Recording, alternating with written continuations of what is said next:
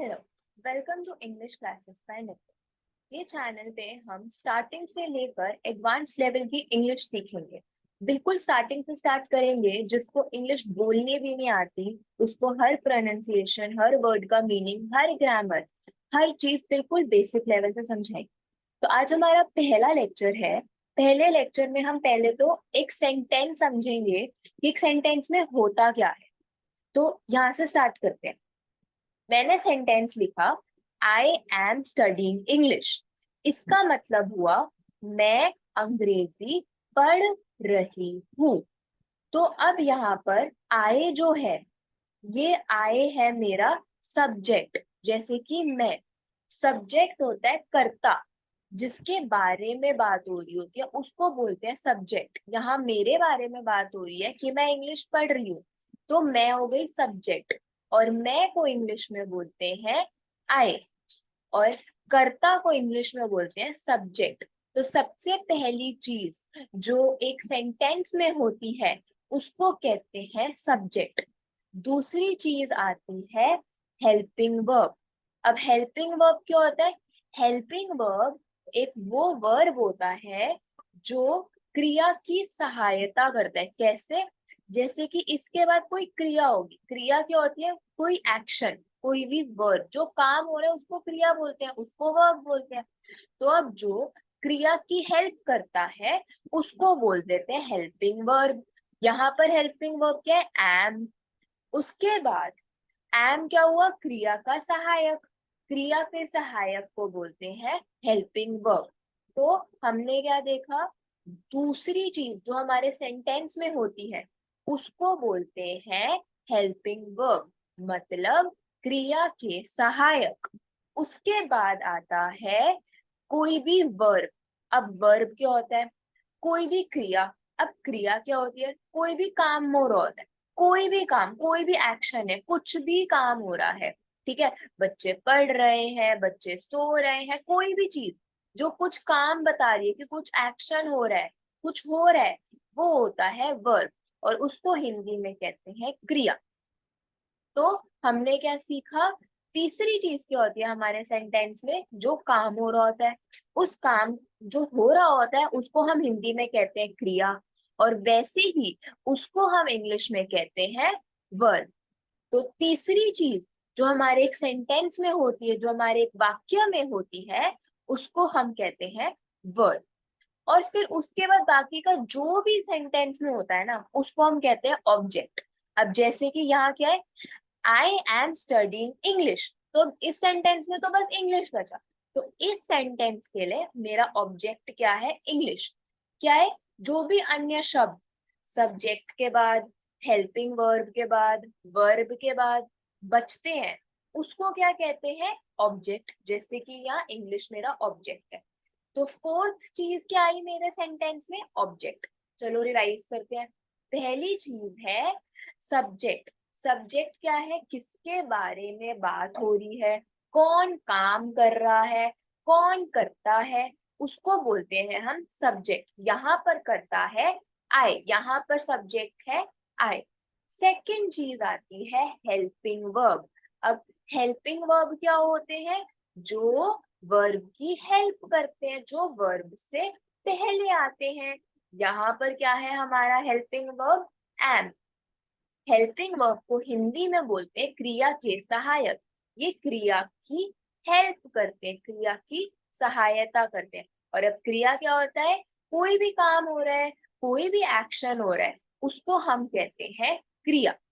उसके बाद आता है वर्ब। वर्ब क्या होता है? अभी बताया, कोई भी एक्शन हो रहा है, कोई भी काम हो रहा है, कुछ भी हो रहा है उस सेंटेंस में, उस वाक्य में, उसको कहते हैं वर्ब। फिर इन तीनों के अलावा सेंटेंस में जो भी लिखा है उसको हम कहते हैं ऑब्जेक्ट। तो यहाँ पर इस सेंटेंस में आई मेरा सब्जेक्ट है, एम मेरा हेल्पिंग वर्ब है, स्टडीइंग मेरा वर्ब है, और इंग्लिश मेरा ऑब्जेक्ट है। इतना समझ आया?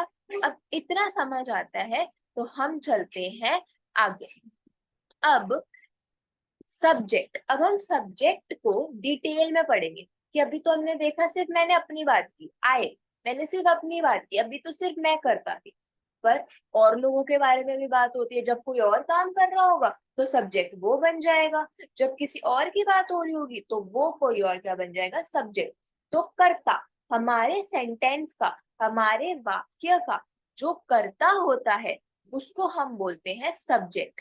जैसे कि अभी हमने देखा मैं क्या होता है, आई, मैं। इसको प्रोनाउंस कैसे करते हैं, इसको आई नहीं बोलते हैं, इसको आए बोलते हैं।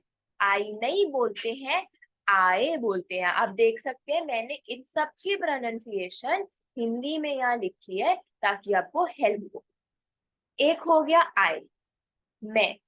सेकेंड सब्जेक्ट जो हमारा आता है वो होता है हम सब। जब हम एक से ज्यादा लोगों की बात करते हैं और जब उस ग्रुप में हम खुद इंक्लूडेड होते हैं तो हम बोलते हैं हम सब। अब हम सब को इंग्लिश में बोलते हैं वी, इसकी प्रोनाउंसिएशन क्या है, वी।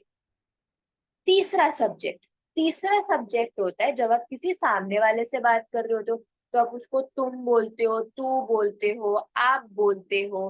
तो ये जो तुम, तू और आप जैसे वर्ड्स होते हैं इनके लिए हमारा सब्जेक्ट इंग्लिश में बनता है यू यू नहीं, यू प्रोनाउंस करेंगे, यू नहीं प्रोनाउंस, यू प्रोनाउंस करेंगे।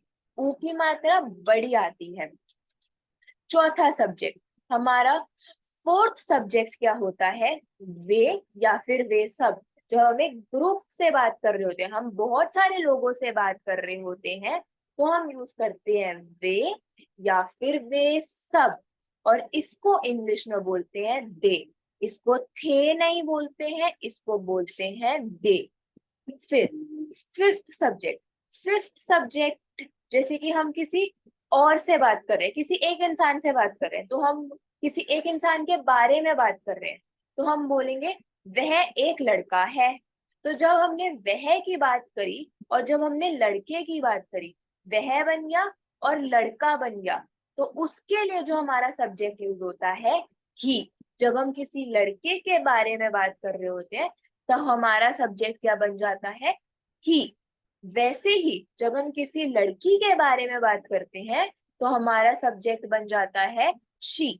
आप देख सकते हैं सारी प्रोनाउंसिएशन मैंने हिंदी में साइड में लिख रखी है। उसके बाद जब हम किसी चीज के बारे में बात कर रहे होते हैं, अब कोई चीज है तो उसके बारे में भी बात हो सकती है, वो चीज भी कुछ कर सकती है। तो उसके लिए जो हमारा सब्जेक्ट यूज होता है वो है या तो यह या तो ये, कि यह किताब बहुत अच्छी है। तो हमने किताब के साथ क्या यूज करा, यह। किताब एक चीज है इसलिए हमने किताब के साथ यह यूज करा। हम ये भी यूज कर सकते हैं। तो वैसे ही जब हम किसी चीज के बारे में बात कर रहे होते हैं, जब कोई चीज काम कर रही होती है तब हमारा कर्ता क्या होता है, यह या फिर ये। और यह या फिर ये को इंग्लिश में हम बोलते हैं इट। इट को ईट नहीं बोलते, इट बोलते हैं, छोटी ई की मात्रा इट। तो चलिए अब हमने जितने भी सब्जेक्ट्स पढ़े हैं एक बार आप उन्हें फिर से देखते हैं। पहला हमने देखा था मैं मतलब आए। दूसरा हमने देखा था हम सब या फिर हम, उसको हम बोलते हैं वी। तीसरा हमने देखा था तुम, आप या फिर तू, इसको हम बोलते हैं यू। फिर हमने फोर्थ सब्जेक्ट हमारा देखा था वे या फिर वे सब। जब हम बहुत सारे लोगों से बात कर रहे होते हैं तो तब हम बोलते हैं दे। उसके बाद जब हम किसी लड़के से बात कर रहे होते हैं तो हम यूज करते हैं ही। जब हम किसी लड़की के बारे में बात कर रहे होते हैं तो हम यूज करते हैं she. he is an intelligent boy, she is an intelligent girl। तो जब हमने बॉय की बात की तो हमने ही लगाया, जब हमने गर्ल की बात की तो हमने शी लगाया। उसके बाद जब हम चीजों के बारे में बात करते हैं तो हम क्या बोलते हैं, यह या फिर ये। और यह या फिर ये के लिए जो हम सब्जेक्ट यूज करते हैं वो है इट। तो हमारे क्या क्या सब्जेक्ट्स हैं, I, we, you, they, he, she और इट, तो टोटल हमारे 7 सब्जेक्ट्स हैं। और जितने भी नेम्स वगैरह होते हैं वो सब भी यही होते हैं। लड़के का नाम है तो ही वाला आएगा, लड़की का नाम है तो शी आएगा, कोई चीज है तो इट आएगा। तो पूरी लैंग्वेज में, पूरी इंग्लिश लैंग्वेज में इन सब्जेक्ट्स के अलावा आपको कभी कोई सब्जेक्ट नहीं मिलेगा। सिर्फ इतने ही सब्जेक्ट्स होते हैं।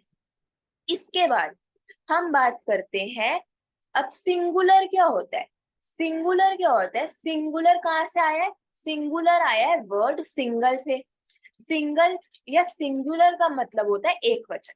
जब हम किसी एक व्यक्ति से बात कर रहे होते हैं, जब हम किसी एक इंसान से बात कर रहे होते हैं, तो वो होता है सिंगुलर या फिर एक वचन। तो अब हम अपने सब्जेक्ट में से देखते हैं क्या क्या सिंगुलर है। देखो, जब मैं आय के बारे में बात कर रही हूँ, आय मतलब मैं सिर्फ अपने बारे में बात कर रही हूँ, तो एक आया, सिर्फ एक इंसान आया, सिर्फ मैं आई, तो इसलिए आय क्या हो गया, एक वचन। आय क्या है, सिंगुलर। उसके बाद वी, वी का क्या मतलब होता है, हम सब। हम बहुत सारे लोग हो सकते हैं, तो हम एक तो नहीं है, तो हम नहीं आएगा एक वचन में या फिर सिंगुलर में। फिर देखते हैं यू, यू आता है क्योंकि आप किसी एक इंसान से बात कर रहे हैं, आप सामने देख के बात कर रहे हैं, यू आर माई फ्रेंड, तो आप किसी एक इंसान को बोल रहे हैं तुम मेरे दोस्त हो, तो आप एक इंसान को बोल रहे हैं, इसलिए ये हो गया यू भी एक वचन या फिर सिंगुलर। उसके बाद आता है हमारा सब्जेक्ट दे। दे क्या होता है, जब हम बहुत सारे लोगों से बात कर रहे होते हैं, जब बहुत सारे लोग हो गए तो वो सिंगुलर तो हो ही नहीं पाया, वो एक वचन तो हो ही नहीं पाया, तो ये भी हमारा एक वचन नहीं हुआ। उसके बाद ही, ही सिर्फ एक ही लड़के के लिए यूज होगा, तो ही हो गया हमारा सिंगुलर। उसके बाद आ गया शी भी वही, शी भी एक ही लड़की है, एक ही लड़की से बात कर रहे हो, तो शी भी क्या हो गया हमारा एक वचन मतलब सिंगुलर। अब लास्ट हमारा सब्जेक्ट हमने देखा था क्या है, इट। अब इट क्या है, इट हम एक चीज के लिए यूज कर रहे हैं, इट इज अ बुक। ये एक बुक है, यह एक बुक है। तो जब मैं किसी एक चीज के बारे में बात कर रही हूँ तो वो भी आ गया एक वचन में, तो मतलब इट भी हो गया सिंगुलर। तो हमारे कौन से सब्जेक्ट सिंगुलर में आते हैं, कौन से सब्जेक्ट एक वचन में आते हैं, चलो इसको लिस्ट करते हैं। पहला है मैं या फिर आई, मैं सिर्फ खुद के बारे में बात कर रही हूँ। दूसरा है तुम या फिर आप, मैं किसी एक सामने वाले इंसान से बात कर रही हूँ। तीसरा है वह में ही भी और शी भी, मैं किसी एक लड़की से बात कर रही हूँ या जब मैं किसी एक लड़के से बात कर रही हूँ। फिर तीसरी चीज, लास्ट चीज हमने क्या देखी थी, यह यह यह मतलब इट, जब मैं किसी एक चीज के बारे में बात कर रही होती हूँ तो मैं बोलती हूँ इट। अब उसके बाद, अब एक वचन है, एक वचन है तो बहुवचन भी होगा, हम सब ने पढ़ा है। अब बहुवचन क्या होता है, बहुवचन को इंग्लिश में बोल देते हैं प्लूरल। जब किसी एक के बारे में नहीं, बहुत सारे लोगों के बारे में इकट्ठे बात हो रही होती है, तब हम उसको बोलते हैं प्लूरल।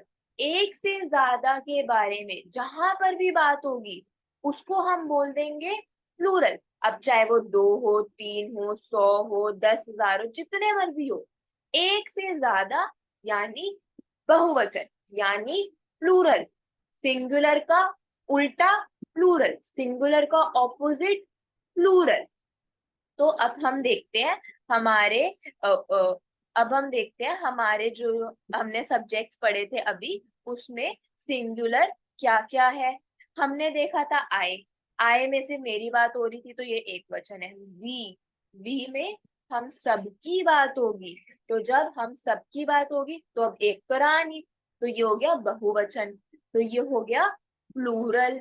फिर नेक्स्ट क्या है हमारा, यू। यू मतलब जब मैं किसी एक सामने वाले इंसान से बात कर रही हूँ, तो ये भी हो गया एक वचन, तो ये भी सिंगुलर है। नेक्स्ट चलते हैं दे। दे क्या है कि बहुत सारे लोगों से बात कर रही हूँ, दे आर रनिंग, जब बहुत सारे लोग भाग रहे हैं तो लग गया दे, तो दे क्या हो गया, एक प्लूरल। तो दे सब्जेक्ट कहाँ लगाएंगे, प्लूरल में लगाएंगे। उसके बाद ही, शी और इट, ये सारे लगते हैं एक वचन में। तो हमने क्या देखा, प्लूरल में तो सिर्फ दो ही सब्जेक्ट आए। पहला क्या आया, वी, जिसमें हम सब हैं। दूसरा क्या आया, दे, जिसमें सामने एक ग्रुप है, एक नहीं है, बहुत सारे हैं, इसलिए बहुवचन या फिर प्लूरल। अब हम अपनी नेक्स्ट क्लास में, अब हमने पढ़ लिया कर्ता, हमने सारे पढ़ लिए सब्जेक्ट्स।